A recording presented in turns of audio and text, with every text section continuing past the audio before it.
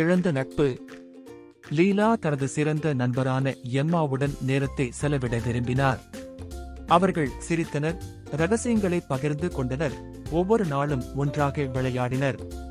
ஒரு நாள் பிற்பகல் ஒரு விளையாட்டு விளையாடும் போது லீலா எம்மாவை கிண்டல் செய்து அவள் செய்த தவறை கேலி செய்தாள். எம்மாவின் புன்னகை மங்கிவிட்டது. அவள் காயத்துடன் அமைதியாக வெளியேறினாள். அடுத்த நாள் எம்மா விளையாட வராத வரை லீலா தனது வார்த்தைகளின் தாக்கத்தை உணரவில்லை. லீலா தனிமையாக உணர்ந்தார், தனது நண்பரை தவறவிட்டார்.